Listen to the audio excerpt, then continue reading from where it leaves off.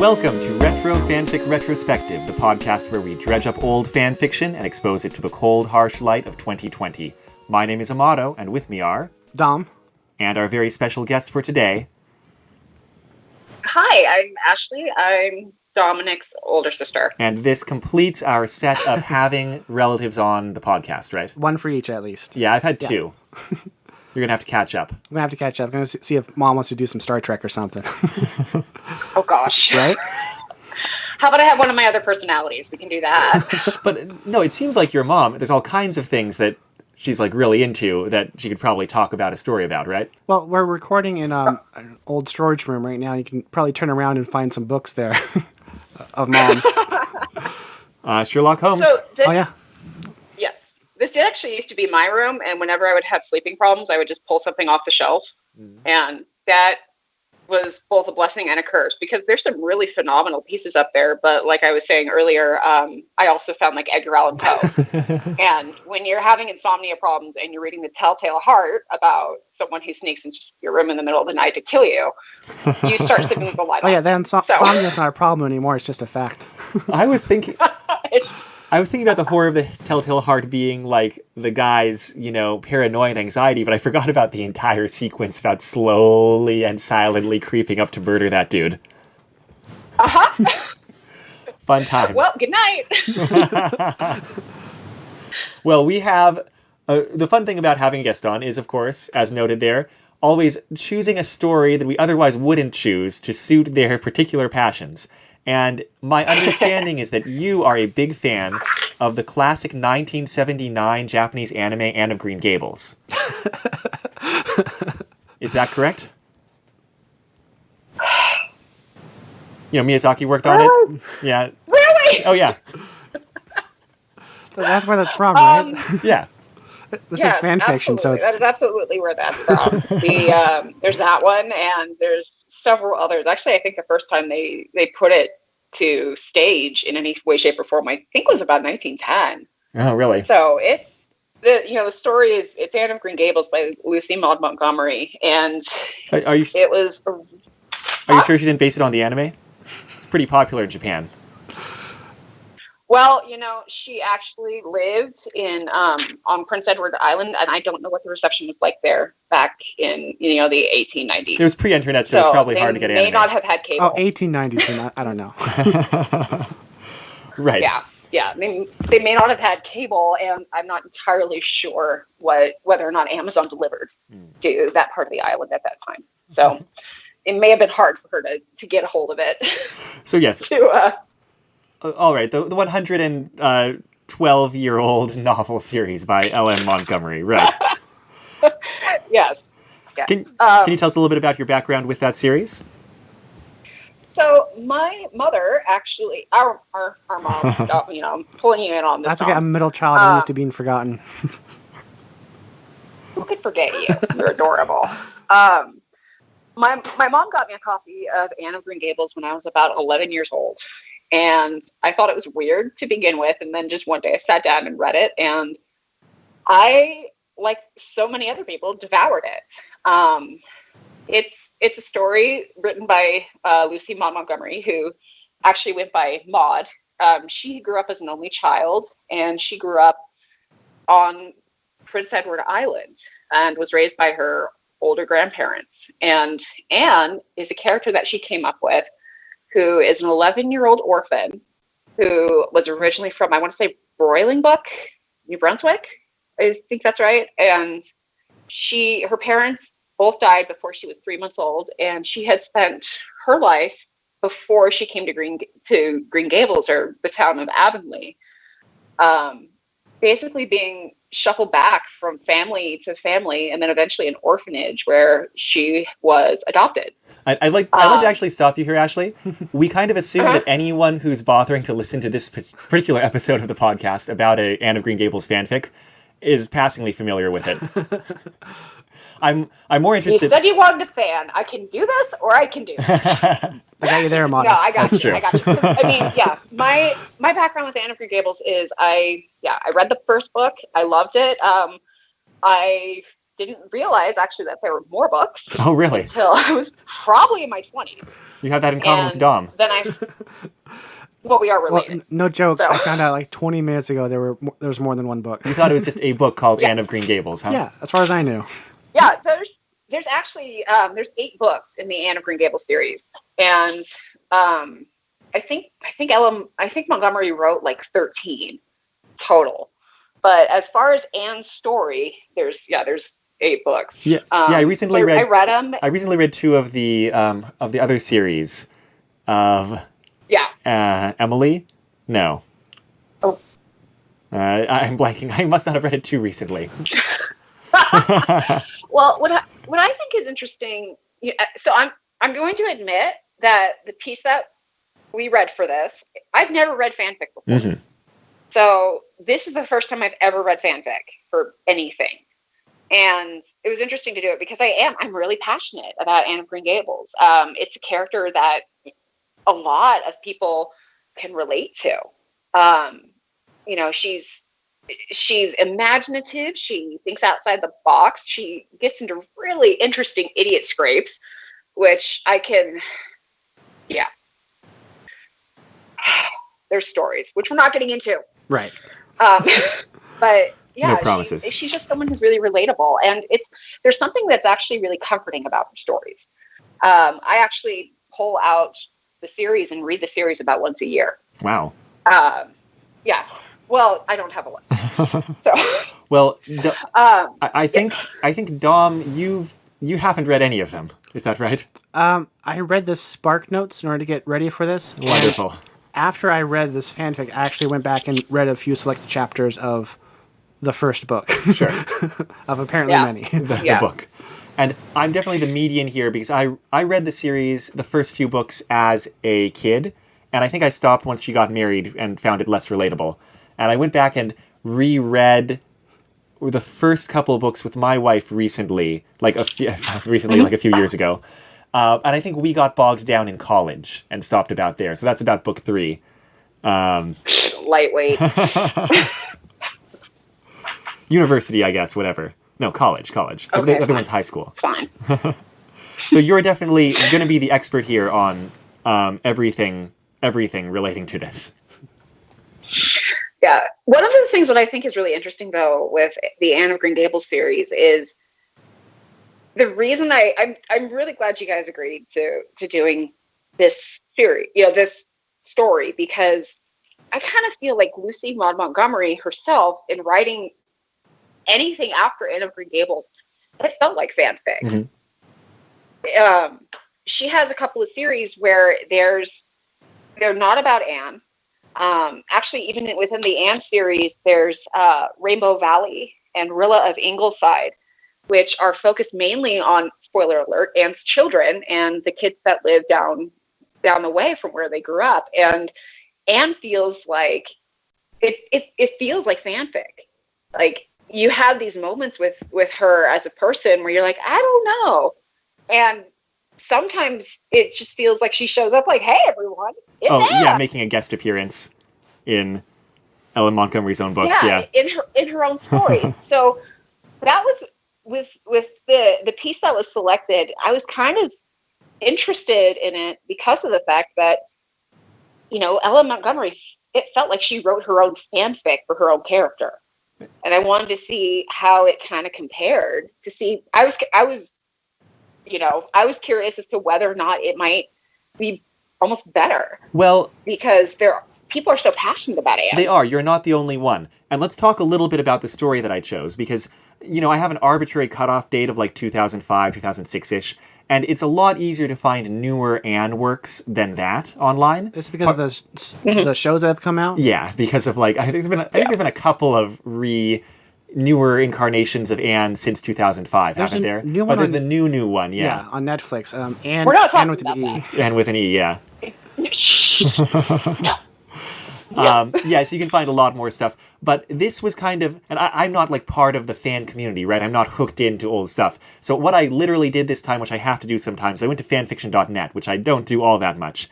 And I just looked for stories that had a lot of people favoriting them, following it, and commenting on it. So you're fan fiction selection process is something you think would be good, or barring not having that information, you pick something that is at least popular and well trod. Yeah, like I have a reason to think it might be good at least. Right. And so it definitely So this definitely got yeah. an order of magnitude more attention than the other stories around it from Right. that time period. I just want to point out that popular doesn't always point to quality. I mean, Keeping Up with the Kardashians is a popular show. Part of the fun is that sometimes I'm wrong about it being good. But I Okay, also glanced so at the I comments. legit- I also glanced at the comments and they were Sorry. pretty positive. Yeah. No, sorry, what was that, Ashley? Yeah. I was going to say, I legit did not realize that they were not talking about Star Trek. So But who wasn't talking about the Star Trek? Kardashians. I thought they were talking about Kardashians. That is fair. That'd be more appealing. More Deep Space Nine, I think, is Keeping Up with the Kardashians. Yeah. And so there's Thank you. I was really disappointed. there's two things about this story. One is that it's very fanfiction.net in some ways that we'll get to. And another, like very specifically that community of fanfiction writers. And another thing is that it's so... I was just going into it like from the beginning. It is Anne Gilbert romance. And that's canon already. And it's kind of... I mean, for one thing, I lost a little bit of interest from that premise, but decided to go along with it anyway because it's the best choice. If you're going to write Anne of Green Gables romance, Anne Diana is sitting right there. Right? Like, Yeah. but, I mean, sure, Gilbert's fine, I guess. Anyway, so yeah, I guess we can start talking about the story already because I imagine you have some things to say. Help me work out the continuity here a little bit, right? Okay. Because That, yeah. this story starts with Gilbert proposing to Anne and her turning him down. But that actually happens in the books at a completely different point, right? Yes, it does. It happens when she is at she's at college, and I think by that point it was actually her third proposal. Because oh, bet you're sorry you asked. Her first proposal, actually, it was through her friend Jane, because Jane's brother, Billy, wanted to marry Anne. And Anne was like, no. So that was her first proposal. And that happened, I think, when she was about 18 or 19. Was one of the proposals Arthur Nathaniel Richardson III? Yeah, that sounds... Wait, no, that's the character from here, right? Yeah. Yes. No, there's some other, like, Absolutely. rich jerk at college who proposes, right? Roy. I think his name was Roy something. I should know I this. got that far. Yeah. But the other person that proposed, I want to say I think it was Charlie. Charlie Sloane.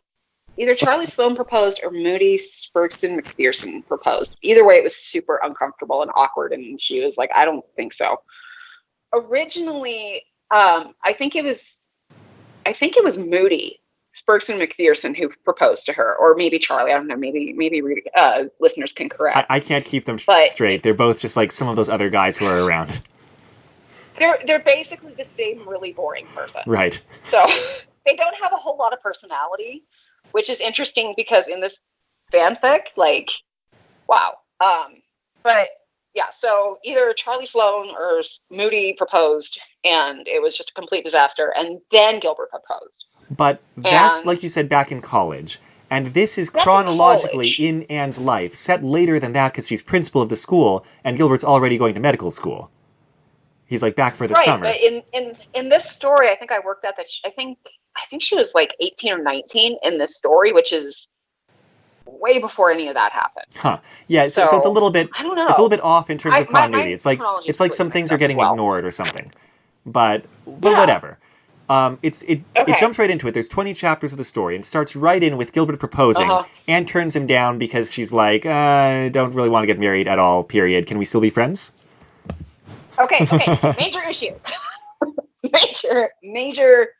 And the thing is, with my concerns about this stuff, it's not me being persnickety as far as like, oh, she wouldn't do this. This really is part of Anne's character. Anne is a hopeless romantic.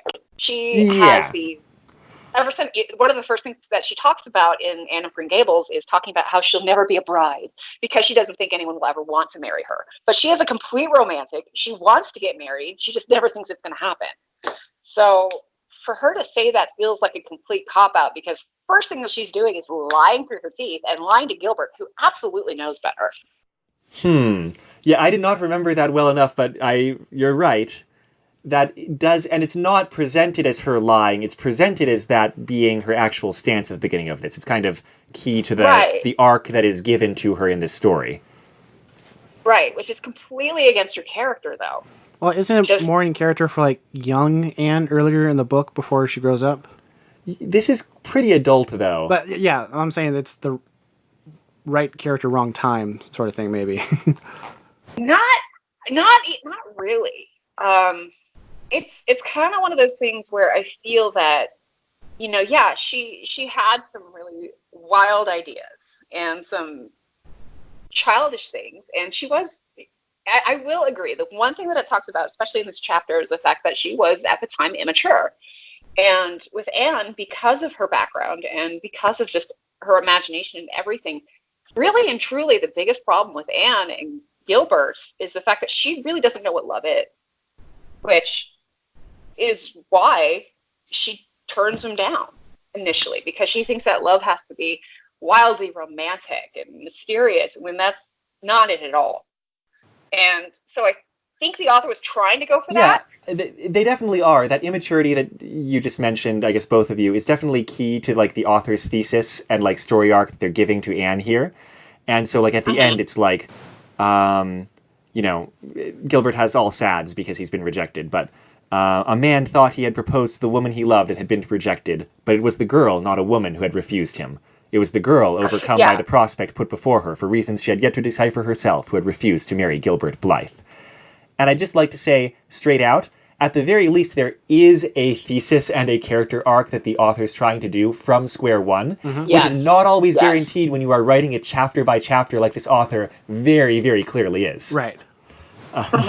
Sometimes, very often in a work, the author would just kind of get started, post it chapter by chapter, and partway through realize, like, what they're actually trying to do. So I do appreciate that the author kind of had an idea what they were trying to do in mind. Right, they had a direction. Yeah, and I did appreciate that. So, I mean, within the first chapter, you kind of know what the story is going to be about. I'd say concern is the fact that the characters are just not, they're not right. Gilbert comes across as being really, really manipulative, and through this chapter, I've got my notes in front of me, and one of the things that keeps coming up is he's not that petty. It's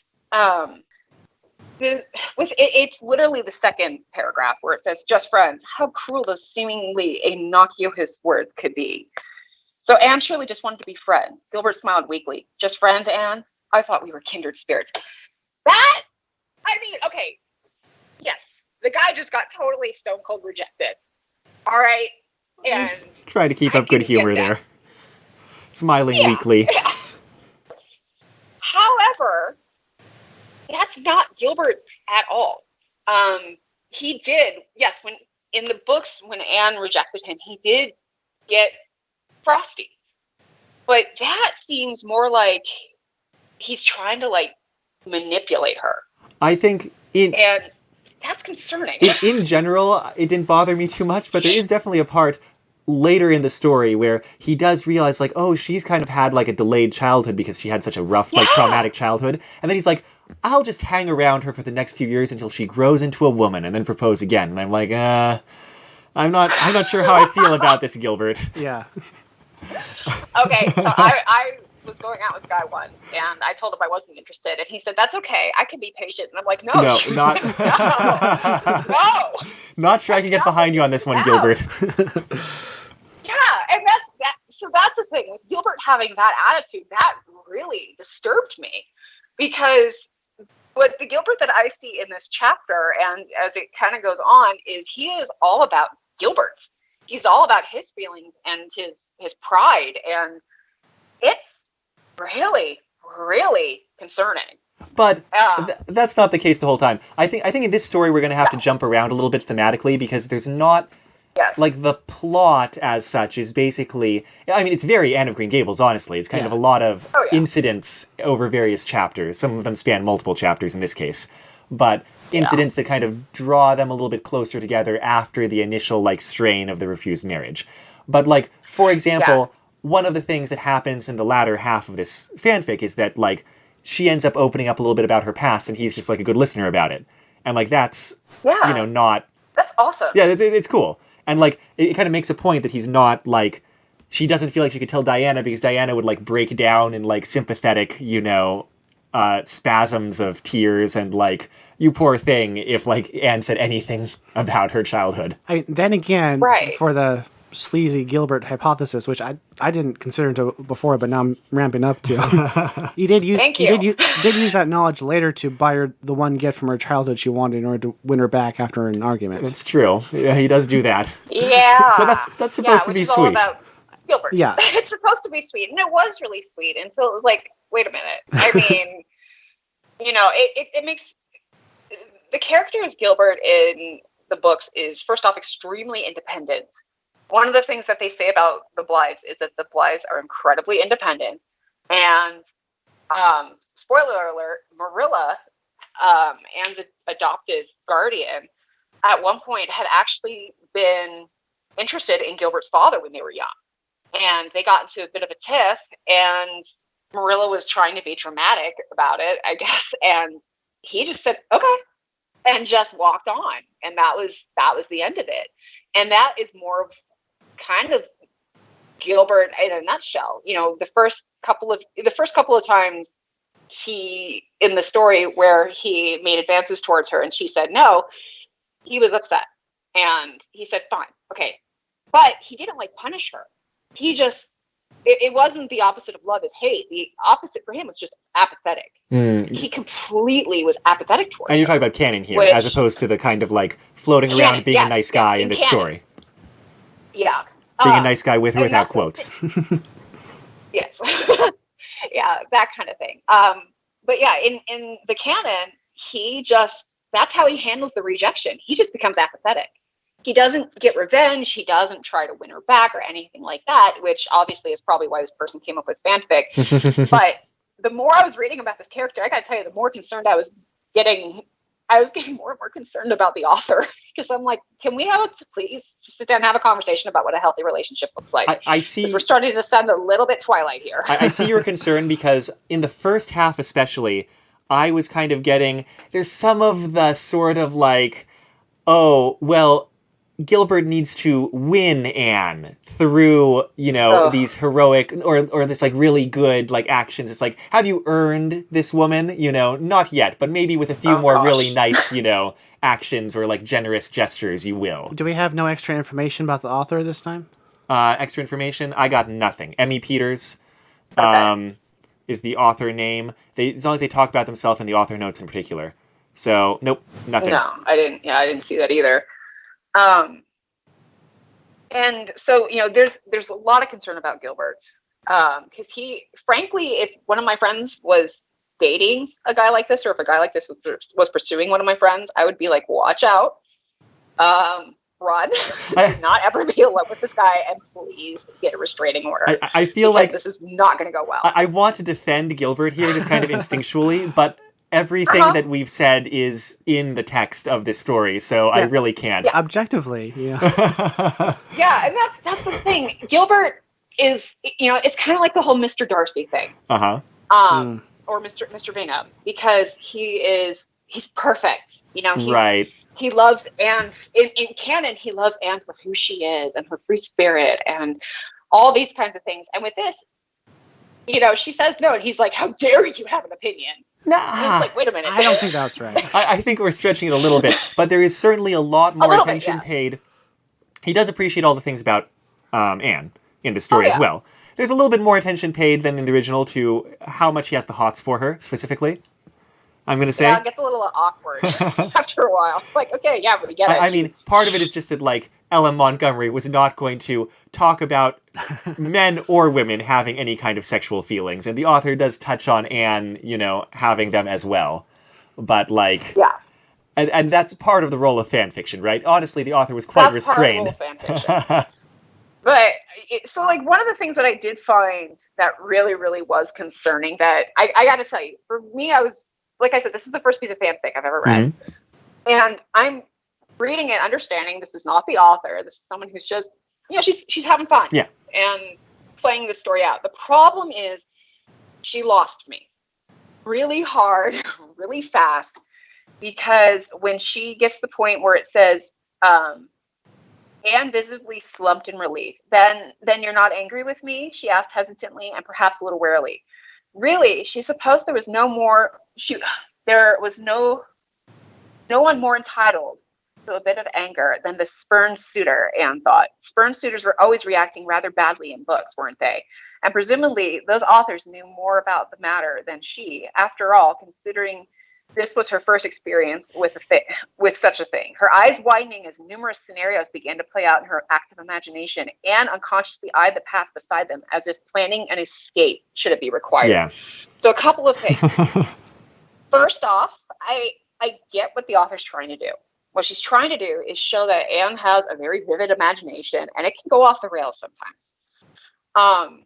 This sounds, though, less like the haunted woods, or imagining that she's making bandages or something for wounded soldiers and then forgetting to do some of her chores. This is, I mean, the subtext of this is he gonna beat me? Yeah, that was hard to avoid the subtext of, and I don't think the author was necessarily intending that. I think that's just naivety on the author's part. Yeah, I would expect so. Hoping, yeah, because the author was not intending to go there. Right. I think.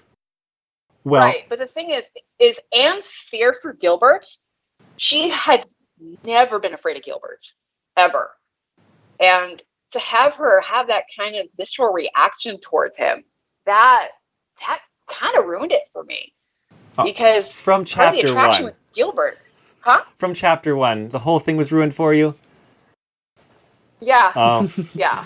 After that, it was really. I mean, I admit, we'll get to it at the end. There were some things that I appreciated and I liked, but the problem was with that, it immediately didn't feel like Anne or Gilbert, and I don't know if that's normal for fanfic. Well, no, because it's in their head. It's interesting. I mean, it's normal for people to have their own interpretations of the characters. And I understand what you mean, that like chapter 1 feels like the weakest part. It's abrupt. Yeah. It has to set up the way the author expects these characters to be. And that's like where the most, gap between like your original canon expectations and like the story happen, right? Yeah. Because after that, you can kind of move on from there. It kind of reads like you're supposed to close the book and start reading this. Or something, yeah. Right. But and it did not feel like that at all. It felt like Anne was very much a weaker version of herself, which for fans of Anne of Green Gable, like not diehard fans like me, there is something about Anne that, she's known for having a temper. The first time that she ever interacted with Gilbert, she smashed a slate on his head. It's noted, yes, in the story. Because he grabbed her hair, which she was sensitive about. She has red hair. She's sensitive about it. He grabbed her hair and whispered carrots, and she picked up her little chalkboard thing and broke it on his head.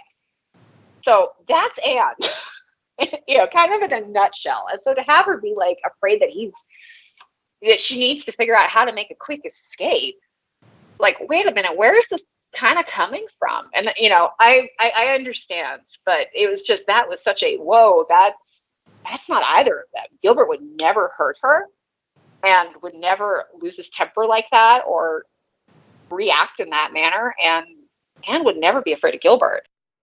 Well, I want to talk about one or two of the incidents further on, and I feel like there's one that felt very original flavor to me, and one in which Anne takes more of the lead. And I'm thinking of the whole thing with the Miller family and their visit to the Miller house in particular, where the mother's like been sick for a long time. And I really liked that. I liked it too. And for one thing, it's so Anne of Green Gables series to just have someone else in town with some problem and to kind of like go off to the side and deal with that for a little while. It's like somewhat peripheral, but they're also using it to develop something. Like that's just very Ellen Montgomery. And in this case, like they go in and the doctor's already there, Like, they go in because they see the lights on and they figure something must be worried. I also like they ditch the rest of like the young adults, The after party. the after party adults, and I just love the reminders. It's very also in the flavor of this like Prince Edward Island and like this series thing. That's like their social group is just this other bunch of people about their age. They don't have a choice in who they hang out with. They have to hang out with these people. No. It's like that's the only game in town. But anyway, what I'm saying is that they go in to see if they can help out because something's going to be wrong. You know, Gilbert takes the lead. There's this whole thing about trekking through the dark, whatever. But once they get there, what Anne sees that she can do to help is like take care of the kids. Right. And that absolutely, I loved that. It's very fun. I really, really enjoyed that piece. Yeah. Because you're right, that did feel like Anne. And the thing that I appreciated with that was, and we are jumping around. I apologize. No. Well, I don't think we need to talk about everything that happens. So this is kind of like chapter 4 and 5 or whatever. It's just like the next part I wanted to talk about. Yeah. What I really appreciated with it is that was the one piece that for me felt, it felt like Anne. And it felt like the same style and the same mindset as the characters in the book because of the fact that the way that Gilbert looks at her while she's sitting there with the kid, that was, I didn't mark it down because I got to tell you, by that point, I'm just like, I got to get through this. But it felt right. And it was sweet. It wasn't aggressive. It wasn't, possessive or anything like that. It was just really sweet. And it just had this moment of catching him off guard. And that absolutely, I felt like Anne and Gilbert and L.M. Montgomery. So I felt like that was really well done. I found that quote, but it's not short, if we want to read it or not. It's kind of a lengthy paragraph.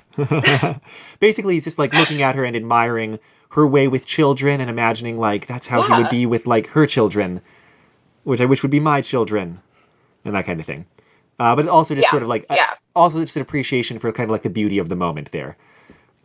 Exactly. And it's also, that is very, it's also nice, I'm sure, in a story which has a lot of Gilbert like being a stand-up guy, very like, reliable and like doing cool stuff. It's like one of the scenes where Anne takes the lead and Gilbert has no experience with children. And so he's not that he's terrible, but he has to follow her lead and he doesn't. He wouldn't have any experience with kids. Right. I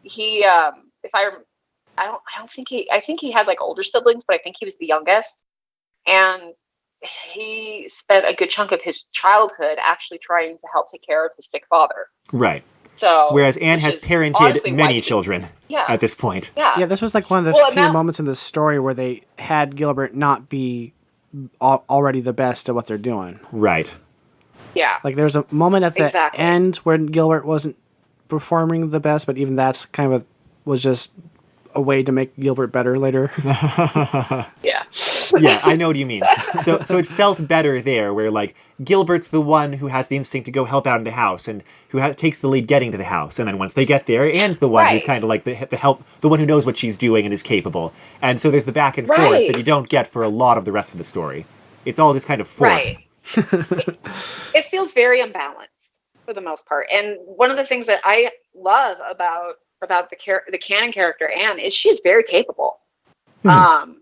She absolutely gets into, as she calls it, gets into scrapes where she messes things up because she's not paying close attention. But she is incredibly intelligent. She's very calm, very level-headed when there's something going wrong. So in the canon, in the book, there's a part where, jumping back to the whole chapter with the pond, when Anne was, I want to say like 13, she and some of her girlfriends were playing, what was it? The Lily Maid. Yeah, the Tennyson poem. Yes. And did you read that chapter specifically? Well, I figured that'd give context for the Gilbert and relationship. Pond. Water incident. Oh, Gilbert and relationship, sure. Yeah. And the thing is what I really loved about that chapter is the fact that she completely stays calm because she has to. Historically, in that time period, they have to stay calm. If you've ever read the book Caddy Woodlawn, there's an incident where Caddy, it was like 1860 in Wisconsin, and Caddy is ice skating and she falls through the ice. And it talks about how the farm kids then, they didn't have time to run for an adult. They didn't have time to call anybody for help. They had to think fast or someone would die. And that's the thing. Anne had to be like that. And she would have especially had to have been like that because of how she was raised in homes where she had to be on her toes the whole time. She has some pretty serious PTSD. Let's be honest. So on top of like, yes, it's Anne of Avonlea. It's also Anne of ADHD. Maybe a little bit of Anne of serious mood swings, but she had to have been capable. So it totally made sense to me, and it felt like Anne, because Gilbert would not really have known totally what to do. He would have been great with the kids, but Anne came in and was like, all right, we're going to put the kids to bed. And understanding that nurturing and that comfort, and what they needed was just to feel safe. And I really appreciated that. Well, there's a lot of stuff leading up to kind of the end sequences. Mm-hmm. Is there anything kind of else in the middle of the fanfic we want to talk about specifically? I think there's a lot of just like Gilbert proving he's a cool dude and them like hanging out together, and then Gilbert being like giving her a meaningful look or something like indicating romance, and she's like, doesn't respond. Well, they have several shoujo manga trope moments in the meantime. Oh yeah, I guess so. Where like, I keep on forgetting this guy's name, Gilbert. Yeah, and accidentally comes up, like surprises Gilbert with his shirt off while he's washing. Oh yeah. It's way steamier than anything in Helen Montgomery. And at one point, I mean, let's take a moment and be honest. He did see her ankles. That's true. At one point, so. And also at one point, they were practically married. Anne is scared of the lightning, so Gilbert holds Anne in the rippling arms and comforts them.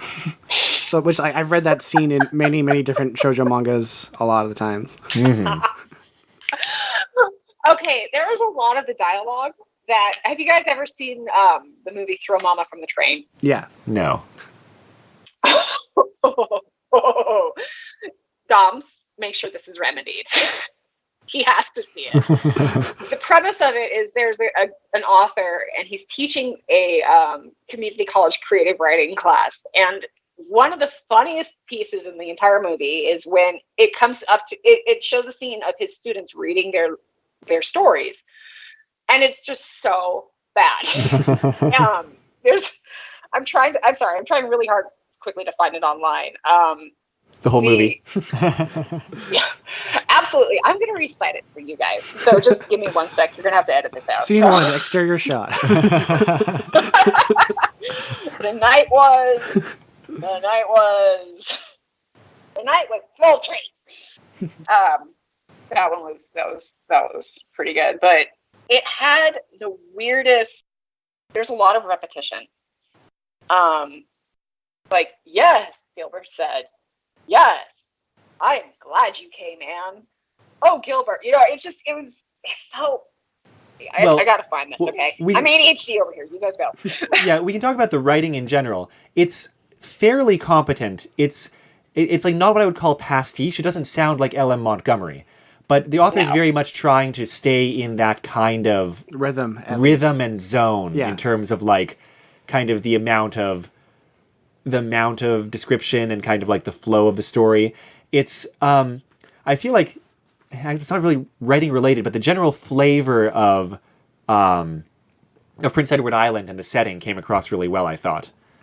Yes, maybe with a little bit less attention paid to the beauty of the scenery, but that's just because Ellen Montgomery paid a lot of attention to that. Yeah, a little bit. A little bit. And that's the thing. Montgomery goes and she spends a lot of time on description. She's definitely more flowery than, like, say, Tolkien, who, wow. I mean, you know exactly what everything looks like. Yeah, I got bogged down in a kid in Return of the King because, like, the initial descriptions of areas just started getting too long. Yeah, you start to skip around a little bit, but yeah, it just I don't know. After a while, it just started to feel kind of teenage angsty. to the point where it's like, okay, you know what? If I wanted to deal with this, I would leave weird comments on someone's Instagram feed and just kind of watch the show.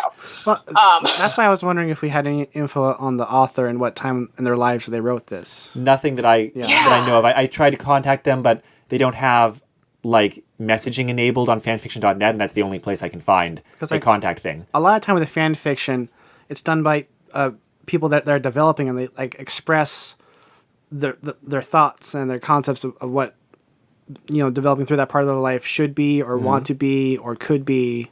And this kind of seems like working through some of those ideals, I think. Yeah, it does feel like that kind of exploration. And the author, I've got to say, the comments are very positive. It's like a lot of people enjoying this, which means that a lot of Anne fans wanted to see more kind of Anne and Gilbert, like back and forth, that romance, like as adults fleshed out. I got a question. Yeah. Is an Anne fan just a fan but spelled with 2 N's and an E? Fan with an E, yes. Yeah. It just, you can hear it when you say it. Fan. So. Yeah. And one of the things I mentioned earlier, this is very fanfiction.net in some ways. One of those things is the author comments at the end, just kind of checking in with the readers, being like, people still reading this? People enjoying this?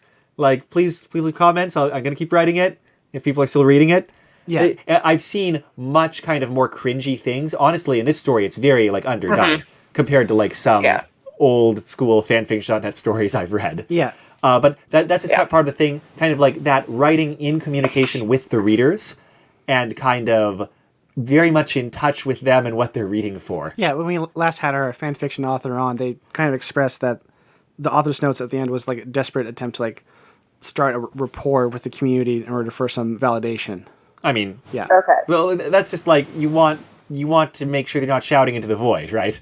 In any creative endeavor. I totally get it. Yeah. Because like especially early on in this podcast, I was like checking all the time to be like, is anyone actually downloading these episodes? Are we just shouting into the void? Yeah. Right. And we are now... You guys got me in trouble, not in trouble, but you guys made me look really awesome at work because I was listening to your Alice in Wonderland one. Oh, yeah? And I don't remember what it was that was being said, but I'm sitting there in a law office looking at spreadsheets from people who have filed for bankruptcy for medical expenses, and I am laughing hysterically. See, thank you. I don't think they're going to be having me back anytime soon. That's a rookie mistake. You can't listen to a comedy podcast in a silent environment. Are we a comedy podcast, though? Are we really? Well, some parts of it are funny. Whether that's on purpose or not is up for debate. Let's say it's all intentional. Exactly. It's all intentional. Yeah. It's all scripted. We've been rehearsing for days, you guys. It's pretty bad. So I found what I wanted to talk about with the dialogue and just kind of the thing with the author. In the movie Throw Mama from the Train, someone's reading their creative writing story to the class. Dive! Dive! Yelled the captain through the thing. So the man who makes it dive pressed a button or something, and it dove. And the enemy was foiled again. Looks like we foiled them again, said Dave. Yes, said the captain. We foiled those bastards again, didn't we, Dave? Yes, said Dave. The end. It kind of had that. I think you are being pretty harsh on the author here. I think so. I am. Yeah. I am. I agree. I don't think. I am. I'm mean. It's. Well, we try to be kind, except when I guess we have you on as a guest. But yeah, on average, I thought the writing was actually like not a problem. I thought it didn't jump out as like something that threw me from the story. Some things threw me from the story, but it wasn't the writing. Yeah. In general, like I think if you're coming to this as your first fanfic, you know, right? You're not used to the amateur writing. I mean, That's the thing. I mean, considering the fact that first off, it's 20 chapters. Right. It's a pretty serious chunk of writing. And, I've done my own writing. Mm-hmm. And it's hard.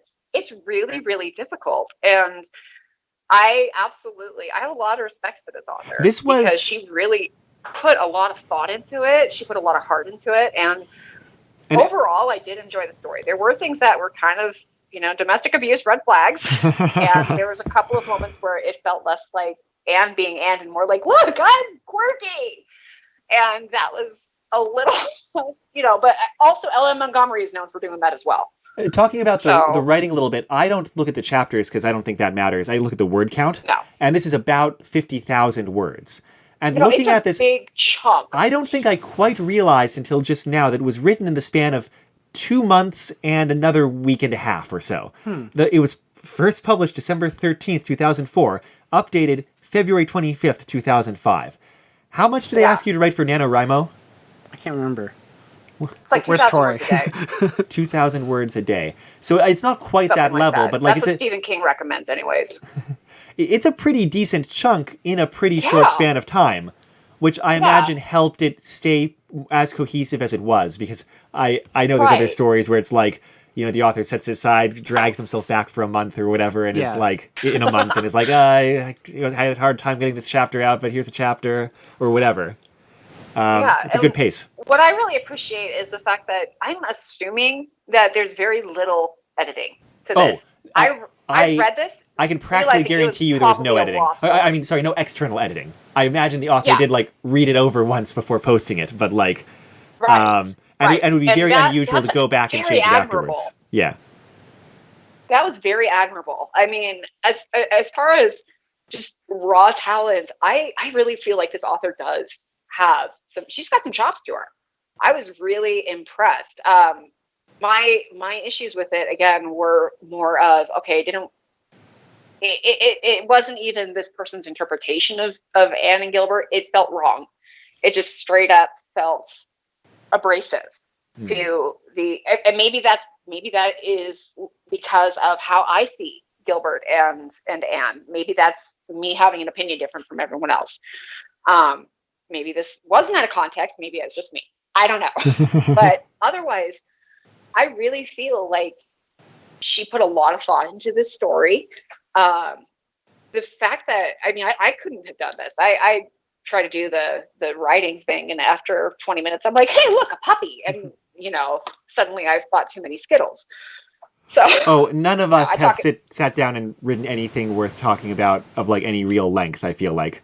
And so that makes us totally qualified to complain about other people's writing. Oh, absolutely. Yeah, absolutely. You know what they say? Do this. What? Those that can't podcast. We just sit and complain about it. But, that was the thing. And, I don't know. I didn't look. Did she publish other stories? Looking back at this, I had been thinking about the author as being like someone who wrote a couple stories in 2004, 2005, and was now out of touch because I couldn't, they don't have messaging enabled, like I said. But I just saw they wrote a story last year. There's this gap between 2005 and 2019. This 14-year gap, and then they have another story posted on the same site. For When Calls the Heart, whatever that is. When Calls the Heart. Is that like a TV show? It apparently has seasons. I've never heard of it. But and I've got to say, that's incredibly impressive. It's really interesting, actually. You don't see people come back to their fanfiction.net account 14 years later. That's not something I've seen before. Quick Google says When Calls the Heart is an American-Canadian television series. Interesting. Okay, if it's not Father Ted, I have no idea. So is it related to Degrassi? That's my only context for seasons of Canadian television. Maybe this person just likes stories that are set in Canada. I mean, they might be Canadian. I don't know. Some people are. Because we've had Canadian guests before. I'm looking at some pictures of When Calls the Heart, and there's a person dressed up as a Mountie. So I think this takes place in Canada also. There you go. Well, Epcot. Right. Exactly. Is the Andy Griffith Show set in Canada? Because that's the other thing they wrote a story about. Oddly enough. I don't think the Andy Griffith story is in Canada. But I'm fascinated by the fact this author has written fan fiction for Anne of Green Gables and the Andy Griffith Show. Those are not big fandoms. I'm just throwing that out there. Those are really specific. Those are incredibly specific. I mean, it's not even the same. I guess it's wholesome something, but that's not even a genre that kind of goes together, is it? And When Calls the Heart, so I don't know. When Calls the Heart, by the way, takes place in I think 1910 coal town in Canada. Oh, so there's a connection. So so it's also period. That's also period, yeah. Period Canada. Okay. Interesting. I gotcha. But yeah, I mean, considering, yeah, and that's the thing. Like, it's my first piece of fanfic, and it's the first time I'm reading anything fanfic other than what I read on like Imager, where people are coming up with, okay, I'm taking this as canon. That's about the extent of it. I've never read it before, and so I'm reading it like it's part of the story. The series, right? You're reading it like it's another Anne of Green Gables book. Well, I think that's also you kind of want to, because the author is trying so hard to keep it she's kind trying of so hard. There's this sort of thing. Instead of fan fiction, there's this term transformative works that I feel like came up, relatively recently on this podcast again. 2 episodes ago. Two episodes ago.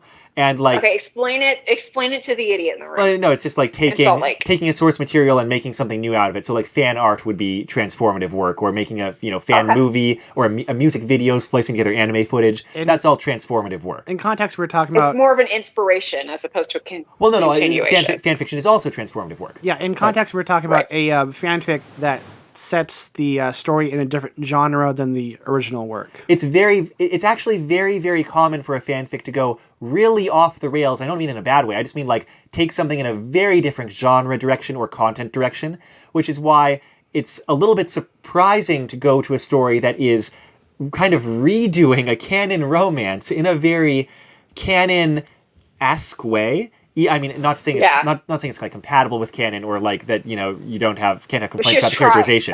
That was the goal. But yeah, the goal was definitely like not to revolutionize the content of Anne of Green Gables, or like the setting, or even the character, the general character dynamics.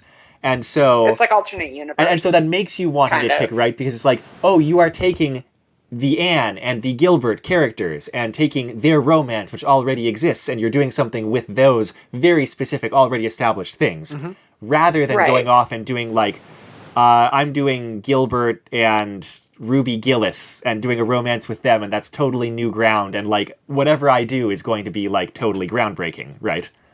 Right. Or going into the whole thing of how women and their friendships were viewed back in that time period versus, just with the way that female sexuality was viewed during that time. It was, and that's the thing. I actually, one of my friends, she did a lot of research on that, because she wrote her thesis about women who were convicted of murder in the 1800s and how the media portrayed them. And how various aspects of some of these crimes that were committed. She talks totally going off the rails here. She talks specifically about a woman named Alice Mitchell, who in the early 1890s walked up to her ex-girlfriend in the middle of the street and killed her. And that was the first time that they had something of that caliber happen, because of the fact that back before that happened, male homosexuality was viewed as like a deviance. It was not okay. But women being familiar with each other, like in the way that Anne and Diana are, was seen as them being chums. And this whole thing with Alice Mitchell went and changed it so that they realized that this is, might be something different. They may not just be close friends. There may actually be a romantic interest here.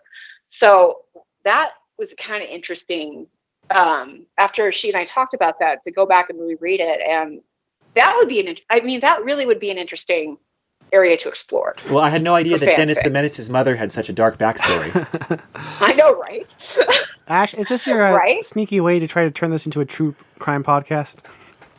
Oh, sweetie, if I'd wanted to do that. I mean, I've been sitting here talking about domestic violence, about coercive control, about, there's a lot of gaslighting. We would be so much more popular if we were a true crime podcast, though. You should have me on more often. Well, speaking of views of female sexuality, that just reminded me of a part in this fanfic that I liked that kind of came out of nowhere, where later on, at one point, Gilbert drops by Green Gables. He does that a couple of times. Marilla greets him, and Marilla first has that moment Marilla first has that moment where she's like, Gilbert's a good kid, and I kind of hope those two hook up. But then she has another moment where she's like, but I'm not going to pressure Anne in the slightest to get married. Like, I never did, and everybody's always like, "Oh, being a spinstress is like the worst fate," but really, like, it's fine, it's cool. Like, I appreciate my like independent life. Yeah. And I was like, "Yeah, Marilla, That's awesome. you kind of have a cool life, you do yeah." You. Yeah. You do you, Marilla, and I did appreciate that. And quite honestly, like the one historical thing that really bugged me was the fact that at the end, when, spoiler alert, they do get engaged. Before that, they had already kissed, and that was such a no-no at that time period. I mean, obviously things happened, and people got pregnant, and stuff happened, but I mean, it wasn't done. But wait, they kiss and then they immediately get engaged. That's the point of that scene. It's the same scene. No, when she was crying, like crying against the oak tree or something like that. I think I don't remember. Oh, it's late. There was a part before that, after Gilbert got Anne the toy, where Anne caught up with Gilbert and like kissed him on the cheek. That's kissing on the cheek. Yeah, or on the jaw. on the manly square jaw. Yeah. His handsomely chiseled jaw that, made her think unholy thoughts about his ankles. But I mean, that's the thing, that they were, it was very, what's the word? Mata, what's the word? Come on, Mata, what's the word? What's the word? Controlled. Like proved, repressed. But, yeah, well, I mean, it was repressed. I don't know. Puritan. It was a very Puritan time frame. They talked about, in canon in the book, they talked about one of the girls that was going to school who was 16 and she wore her hair up. I mean, wow. We don't even talk about her. We don't look at her because, wow. I was rereading part of the book, and they did talk about a girl that wore her hair up in town but had to take it back down so the mom didn't see when it got back. Yeah. Yeah. And how she was planning on wearing her skirts long. Because, and it's just, they had such Victorian ideas. It was, they had such Victorian ideas about modesty and about the way things were done. It was all about, chastity and that sort of thing. Like, you would not, like with Fred and Diana, they were hanging out like in a field. They would not have gone and, been alone unsupervised away from prying eyes. It wasn't done. Well, I think that worked fine in this story, where they spend a lot of time building up the sexual tension, especially on the part of Gilbert, but also some on Anne. And then last chapter, Anne kind of de facto proposes to him, but she can't actually directly propose because it's, that period. And so she has to be like, if you propose to me again, I would give a different answer. And anyway, then they all make it, then they make out for like a long time. For the rest of the chapter. And there is that line at the end where she asks, because it was not confirmed, like, are we engaged?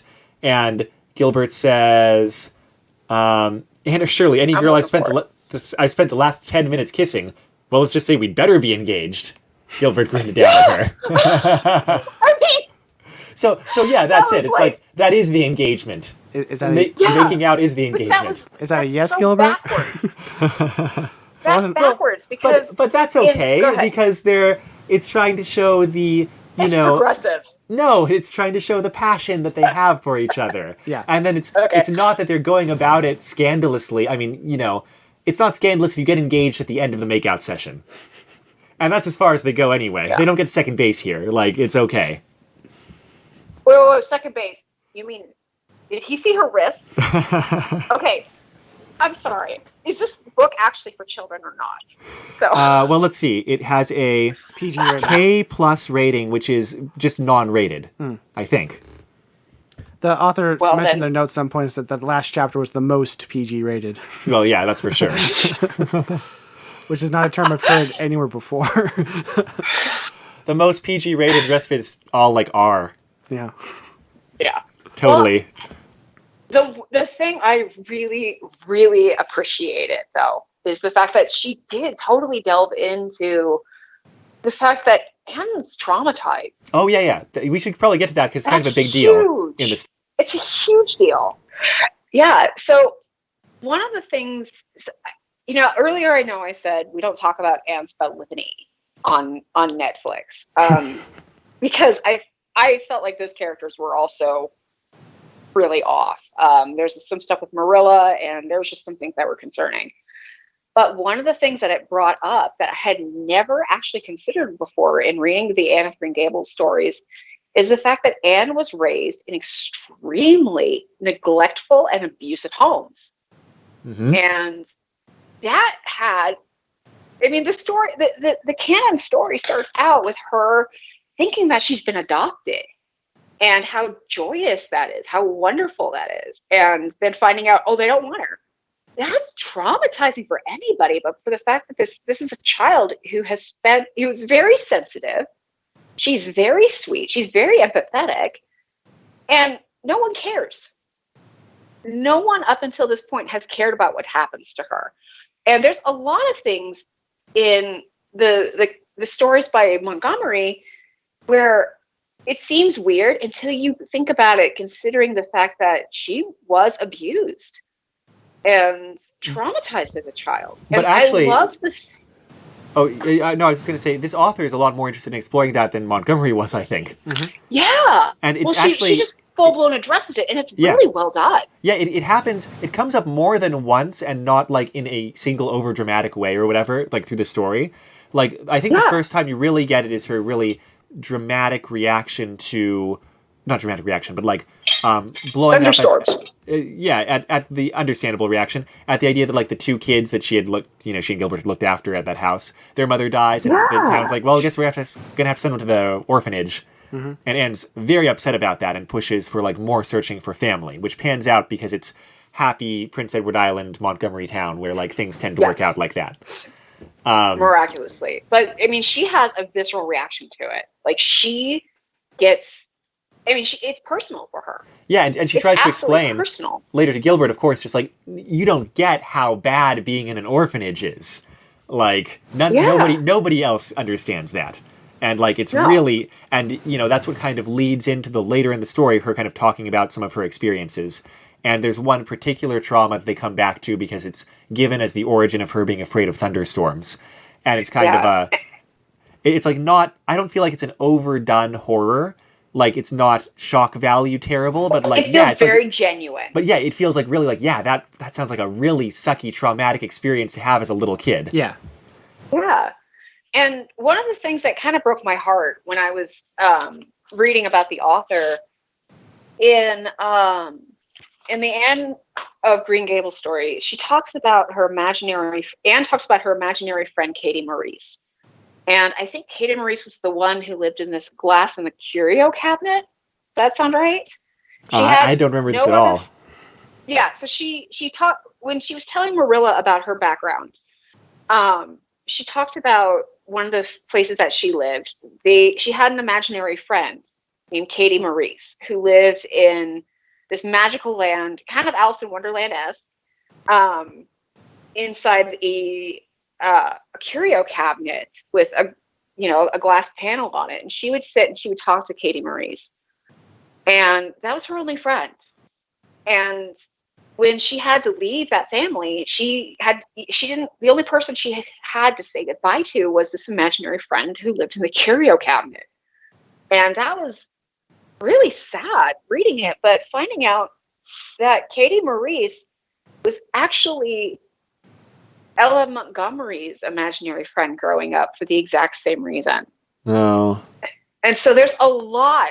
What I really loved about the fact that the author of the fanfic approached this is that there's a lot of Anne in the canon stories that Montgomery wrote that have to do with, she went by Maud, Maud's own childhood and upbringing. Her mother died when she was about 2 years old. Her father dropped her off with her maternal grandparents. And her maternal grandparents were basically like Matthew and Marilla. They were old. They were incredibly, like, rigid. She didn't have any kids that lived nearby. And when I think she was like 15 or 16, her dad got remarried and she went to go live with her father and her new stepmother and their baby. And she only stayed there a year because the stepmother didn't want her. Mm. A lot.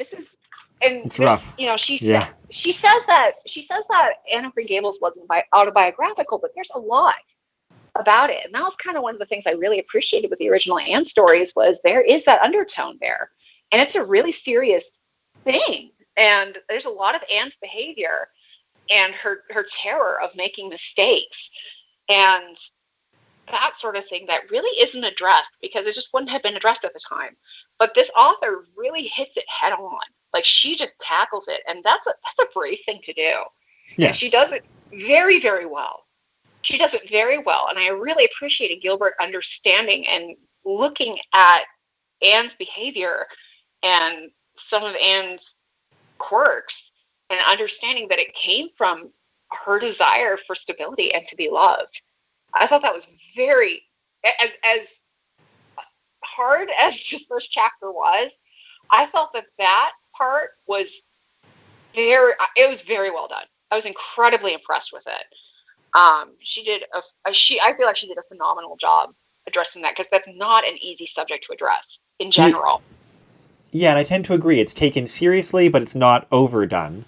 And it's part of the plot that she's trying to tell because it's both a way of her kind of getting closer to Gilbert and a way of showing that, like, she's kind of dealing a little bit with this childhood trauma that is encouraging her to kind of, like, cling to childhood. Cling to, like, this childhood state that she, did not get to have as a kid, which is part of that theme we talked about earlier on. It kind of all fits together pretty nicely, and it does feel a little strange thinking back that that's not really content that was there in the original stories because it like feels like it should have been, or it feels like it is. Mm-hmm. I don't know. Yeah, and that's the thing. Like when you read Anne of Green Gables by the original, and if you read it with that in mind, keeping in mind that these really awful things happened to this girl, it changes a lot of the things that are talked about with Anne, with how she loves people and how she handles things. It's less of, okay, she's a little odd, and more like, oh, you poor heartbroken thing. Mm-hmm. And what I really appreciated was the fact that as kind of abrasively painful as that first chapter was, I was blown away by how well that whole part was written. When I was reading that, I forgot that this was fanfic. This seemed absolutely plausible to me. I bought it. Hook, line, sinker. I'm like, I completely accepted it. Yeah, I agree. And it was really, really well done. And I absolutely applaud the author for tackling that. That, like I said, not an easy subject to approach. She did it in a very sensitive way. And I loved it. I really, really enjoyed it. And I kind of feel, so had it just been a story about Anne dealing with some of her childhood trauma, I would have loved it. As opposed to throwing in it felt gratuitous romance thing. And I understand it was written as a romance, but I mean, she really touched on something there. Yeah. I feel like the romance parts tend to be weaker. They're not universally weak. Mm-hmm. But like, for example, if we're talking about the conclusion of the story, there's this whole deal with like some asshole, like villainous, seducer, rich guy set up. I forgot that he was in that at all. It's not great. Like, it's just kind of like, who can we put into this story to create some drama? And how can we engineer it to create some like melodrama? So this isn't a canon character. This is OC. No. Original OC, Do Not Steal. Yes, clearly the author just loved this character so much because, they paint them so well and they overshadow all the other original characters and how awesome they are. So the last part of the fanfic is a bit of a, I'll put it bluntly, it's a Hallmark movie. Yeah, that's right. Mm-hmm. And so this is the guy who's just like so terrible. So Gilbert's father's farm needs to be remortgaged or something, mm-hmm. but they can't get a loan from the bank. So Anne talks to the person at the bank who is this upstart heir to the bank fortune who's been sent out to the boondocks to earn their way up. Yeah, he's a rich fraternity guy. And their name is Arthur Nathaniel Richardson III, who immediately takes a skeezy liking to Anne and tries to see if they can help with the mortgage loan situation. For some reason. She didn't think that went out very much either, no. And Artie, Nathan, Richard decided to use this to skeeve and said, like, if you give us a character reference outside of the bank, like at the dance that's happening, and then There's afterwards, a lot of balls happening. Yeah. Like, can we just talk about that? They seem to party it up. Like, we have a ball. Okay, great. There's a lot of balls. There's a lot of. Anyways, I think that's where the story happens. I don't think that we talk about the hundreds of days in between where they just milk the cows. It's like Buffy. Everything just happens at the same youth nightclub that they have on Prince Edward Island Oh, in the like Bronze. in the late 1800s. Yeah, there's keep on finding vampires of the Bronze. I would read that Anne of Green Gables fanfic. Yes. Oh my god, yeah. Women empowerment, yeah. Just make Anna Slayer. Done. I'm going to read this story. Done. Write it, please. Take that all. It doesn't even conflict with canon. Take that all the way to the bank to Arthur Nathaniel Richardson III. Well, that guy would be a vampire. Yes. Like, I mean, he would be staked by the end of the episode. He'd be an old vampire lord, masquerading as a young heir. Yeah. Well, I'm sorry. Anyone who has the third added to their name, first off that this guy's pure dynastic evil. I mean, I was going through our family tree, and when I came across Richard Butts the third, the third Butts. His name was Richard Butts the third, which I was like, his name's Dick Butts. Yeah. 3 whole generations went with that. You know what's a good idea? Not twice, but 3 times. And his brother Harold, and I'm not making this up, we are the proud descendants of Dick Butts. And Harry Butts. And a Harry Butts. He had a brother named Harry Butts.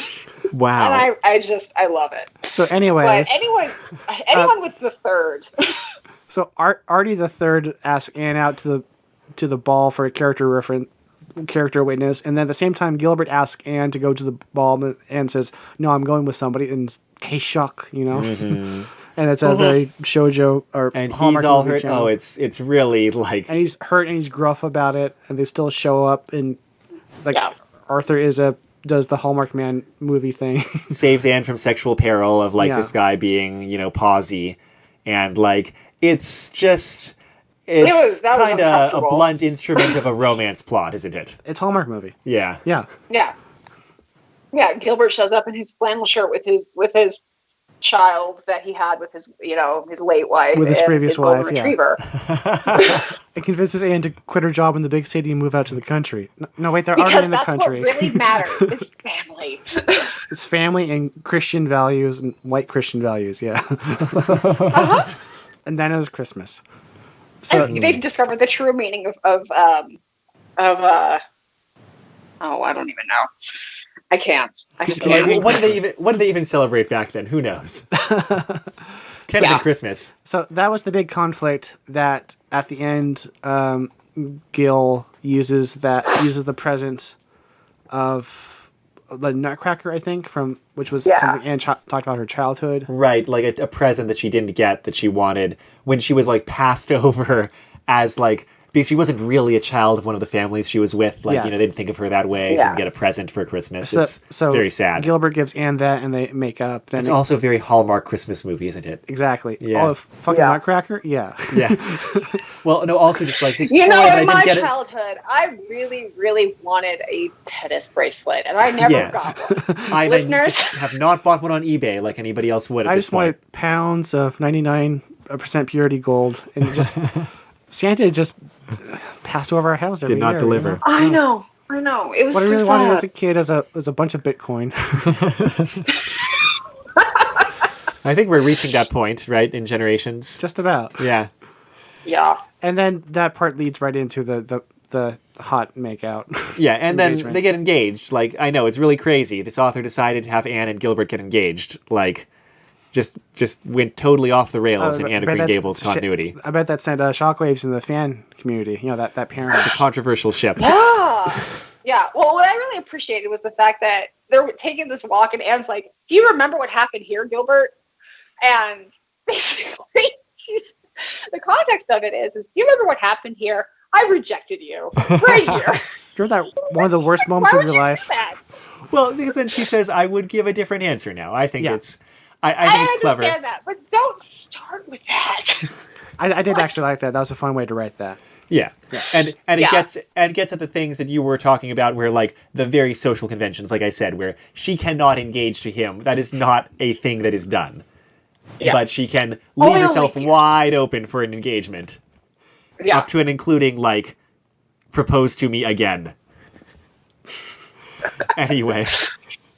Well, she is a modern woman. Right. Okay. The stocking feet. When she goes to get the flowers from the island, she takes off her shoes, but she leaves on her socks. Oh, yeah. And then wades through the water. But wet socks. I can't. I am a really complicated Starbucks order and a pair of Ugg boots away from not being able to even with that. I completely blocked that out. You just can't even? I cannot even. Oh my god, I can't even. Like, seriously? Like, it was just like, I'm sitting there like, oh my gosh. And I'm like, I have to Instagram this. I'll stop.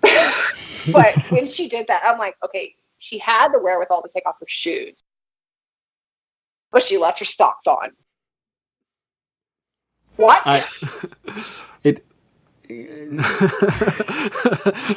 mean, I was also imagining in that scene just how incredibly uncomfortable that must have felt. Right. But in terms of events of the story, we've talked about the beginning, and we've talked about the end, and we've talked about some things in between. I think that there is a middle. Right. We've vaguely made a few half-hearted stabs at the middle. Yeah. And so I think we're going to try to wrap up our talk. And usually we go with things that we didn't like and then things that we did like to finish things up. Right. And I feel like this whole conversation we've been bouncing wildly back and forth between things we did not like and things we did like, with very little neutral stuff in between. So I'm not. Yes. So I don't think we need to recover old ground too much. But is there anything we want to highlight as stuff we did not appreciate about this story? There's a couple parts that just seem to be rehashing from the book. I know it's weird for me to say it because I didn't read through all the book, but but you could tell. But that was a lot. One of the parts in the middle when they were having a bunch of like Anne Gilbert vignettes, like Anne's making Gilbert some lunch every day, and gives Gilbert some lemonade, but forgets to put sugar in it. Oh yeah, that's straight out of like the first book. That's the cake story, right? Yeah. Yeah. And there's also a story in one of the other ones where they all put sugar in peas. And I'm pretty sure that they're all just possessed by Satan. So, well, and that wading in the water thing, explicitly, they keep comparing it to the other event in the boat that you talked about from also the first book. Yeah. And so, you're right, those things worked less well than things like the sick family and the house help, where it's like, that's very reminiscent of the kinds of things that happen. It's like, but it's not like a callback to a thing that happened in the books. Yeah. And that's the thing. My chief complaint with it was the fact that there were parts that felt, when she was trying really, really hard to make it seem Anne, it just got forced and it got campy. To have Gilbert be this knight in shining armor and Anne being this damsel in distress, that bothered me, because that I felt was against Anne as a character and as a personality. So that's my chief complaint. There was just things like that it felt like it was forced.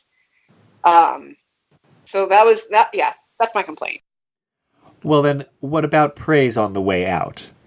Praise on the way out? There was absolutely. That whole thing with talking about Anne's history and what psychological effect that had on her. That was incredible. I felt that was really done well. That felt very organic. It flowed really easily, and it did feel like I did feel like if Ellen Montgomery was going to be going to just cards on the table and write about it, I would have bought it. I completely bought it as, okay, this is legitimate. This is a real thing that Anne is dealing with in her life. And I felt that was, as far as something that surprised me in the story, that you're probably going to get from fanfic, but you're not going to get from the original author. I really appreciated that. I thought that was very well done. And as far as things that felt very Anne and, Avonlea, absolutely, when they're at the Miller's house, the way that the scene is set up, the way that they interact with each other, the way that it goes into, their perspectives of what's going on and just the tone of it. That was really well done. I enjoyed that. That felt like I was reading Anne. I was just thinking that, like, if you took the Miller storyline and cut away everything else in this story, it would be a much shorter. It would be a much shorter and very solid fanfic. It'd be very poignant. It would, and like it even leads into Anne kind of like thinking about her own like trauma and like addressing that a little bit. Like that's still part of that storyline, but only at the end, but in an organic way. Like I just thought it was a very strong section as well. It was very good, and it actually it felt like Ella. Had someone just handed me that and I had read it, I would not have been able right off the bat to tell that it wasn't Ella Montgomery. I would have bought it. Well, that makes me want to say my praise, which is the general tone. You talked about things feeling very Avonlea at one point. A lot of this story did feel like spending more time in Avonlea, in Ella Montgomery's Prince Edward Island. And I feel like that's a really important thing for this series in particular, because at a certain point you are reading it just to spend more time there, Yes. It's like once a lot of the events of Anne's life have been resolved, I'm thinking of like Anne's House of Dreams sort of thing, or like some of the short stories I've read by her, you are just kind of reading it because it's like a comforting, like comfortable place that you're familiar with now. And reading this fanfic felt like that. It felt like reading more of that in a very kind of like comfort food sort of way. I don't mean that disparagingly. I just mean like complimentingly. But that's the appeal of Anne. Right. That's the appeal of Anne Shirley, is the fact that it is, it's like going home for old-fashioned Christmas. You know exactly what to expect, but you know that everything's going to turn out okay, even if it's not okay. And I just, it makes me kind of wonder if the stuff that was written that felt off was written more to appease the readers, because there was just so much heart in the stuff with the Millers and the stuff with Anne talking about her childhood. There was so much heart in that, and there was so much spirit to it. And that is the essence of Anne. That was like the second chapter, right? Which was the Millers? The Millers was like fourth or a fifth. It wasn't that. It was a couple of chapters in. It was after the party. I'm glancing through the comments. I feel like a lot of it is praise for the Anne Gilbert, so I think there definitely was an element of that being what people wanted to read.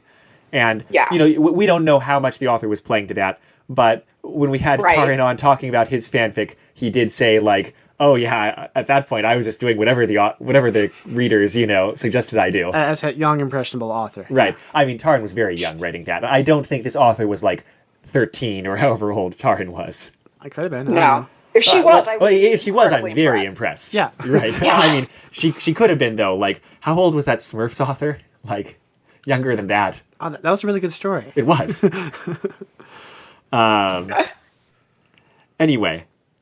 Hard to know. Sorry I couldn't get in touch with the author. It's hard to know, but it felt like if I were to kind of critique it just as far as like a writing standpoint, I would assume, I would venture to guess that anything that was, the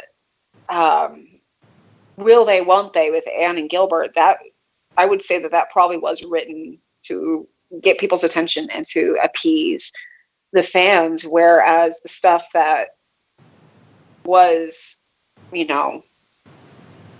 don't even know. I apologize.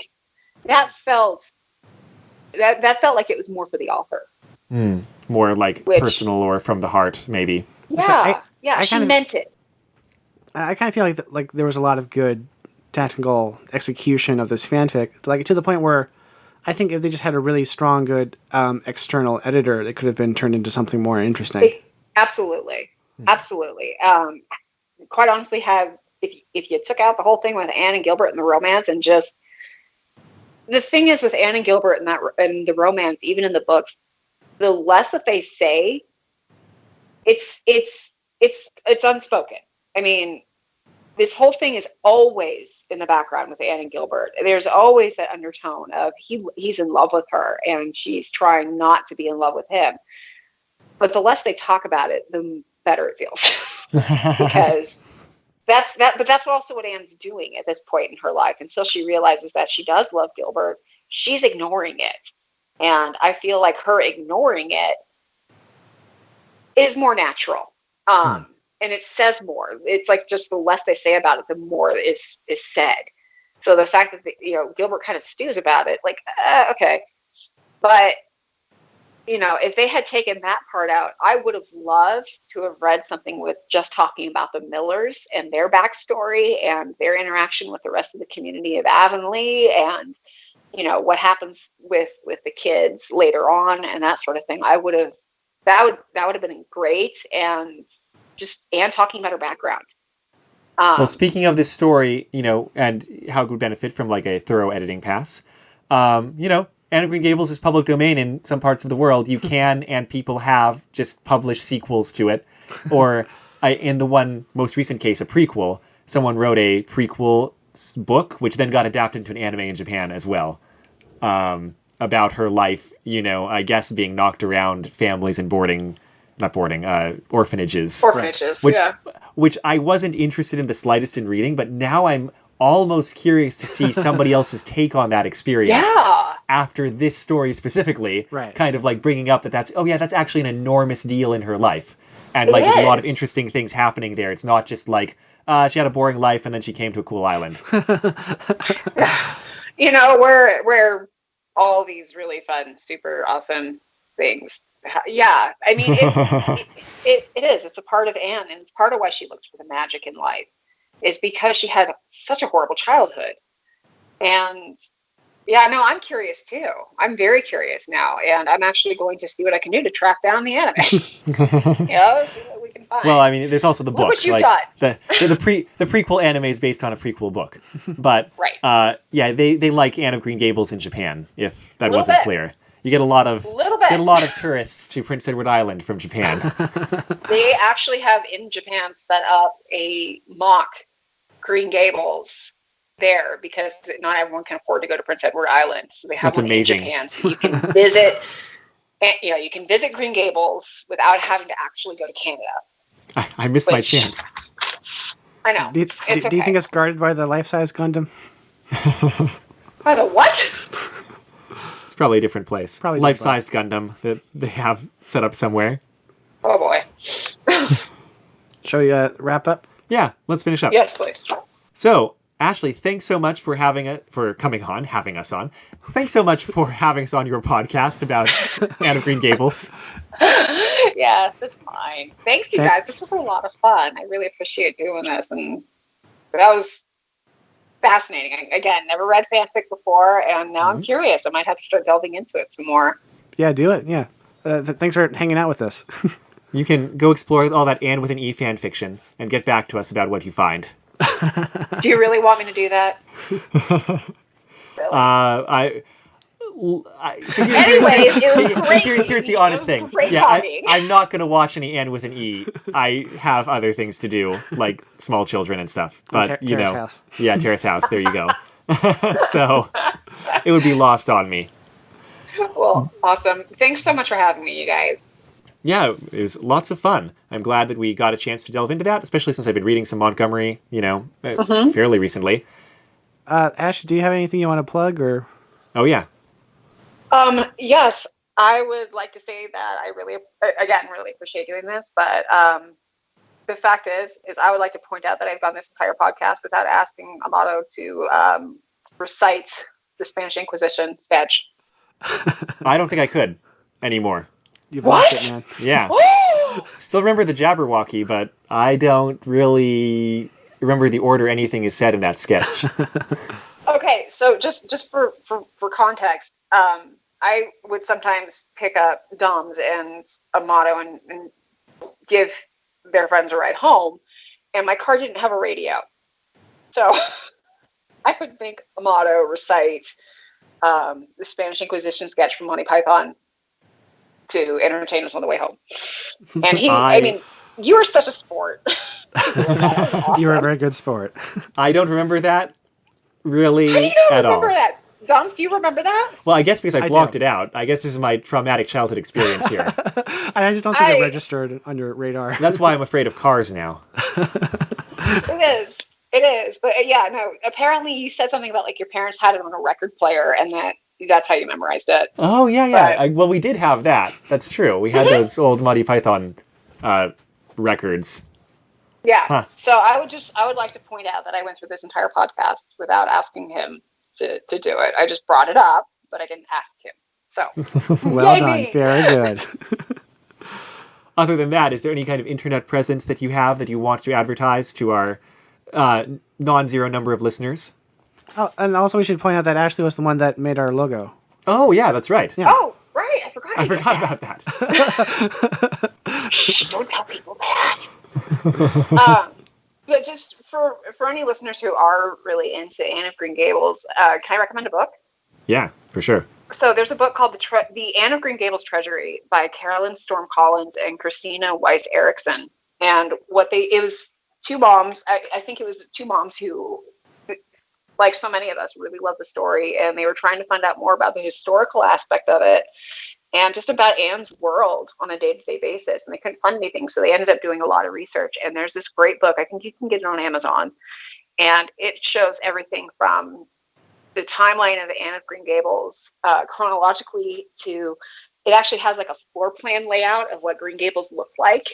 Whoa. Which is kind of cool. And it has some really fun arts and crafts stuff that you can do. Everything from sewing like a baby bonnet to different recipes to how to have tea and that sort of thing. So it's fascinating. It's really interesting and a great way to look at it historically. That's really neat. Thank you. I tried. Like super hard.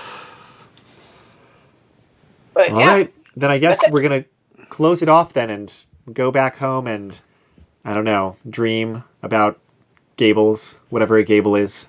It's a part of a house. Yeah, some part. Yeah. It's on the roof. It's something. But yeah, thank you. That was fun. Thank you again. I appreciate it. All right. Yeah. This was episode 71 of Retro Fanfic Retrospective, A Little Romance by Emmy... Oh, wait a minute. Who was it? Evie Peters? I don't have that in front of me. This is your job, Amadam. I should have had that. Emmy Peters. I was right. Don't doubt yourself. By Emmy Peters. You can find the story on fanfiction.net, and we'll provide a short link there at bit.ly/rfrromance. Just a little romance. The intro song for the podcast is The Weekly Fair off of the album Popey's Incredible Adventure by Komiku. The outro song is Run Against the Universe from the same album. You can find that album and other works by Komiku at loyaltyfreakmusic.com. You can find our website at retrofanficretrospective.podbean.com or bit.ly/retrofanfic. And if you have comments, questions, or thoughts about the episode, please contact us on Twitter at retrofanfic, Facebook at retrofanfic. We've got Reddit at fanficretrospective, or send us an email at retrofanficretrospective@gmail.com. You can also leave comments or reviews on Apple Podcasts or whatever podcast service you use. We've gotten a couple of YouTube comments as well. Yeah. And there haven't been enough comments yet for the YouTube comment section on our, copies of our podcast to be hellholes. So it's probably still a pleasant place to post. Yeah, we had a comment on episode 60, the Final Fantasy VII one, where a user mentioned that they had the same podcast that they had printed out and stapled a spine to so they can read it on family vacation. The same fanfic. Yeah. No one is yet printing out our podcast so they can read it on family vacations. Right. First they I need have to very transcribe little life. it. Give me time. Yeah. That's interesting. I feel like I was just looking at another fanfic. Yeah, one we're going to be doing later on, where I saw other people online who had printed it out and, had a copy on their shelf. Mm-hmm. Anyway, I'm Amato. I'm Dom. Uh-oh. And we lost the Skype call, but thanks again for Ashley for coming on. Yes. We're just 3 Earth life forms, but only 2 present, trying to be nice to each other. Until next time, take care. That's good. Okay, it was fine. That's good.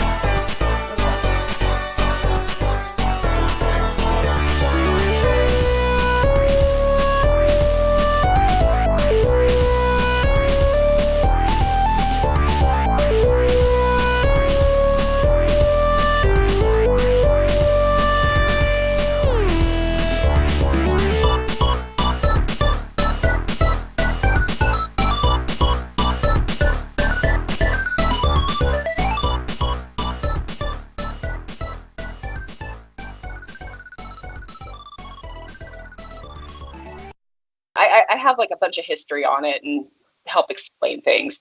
Oh yeah. So heads up. There's going to need a few things. A few things are going to need to be explained. Hey, did you know there's more than one book?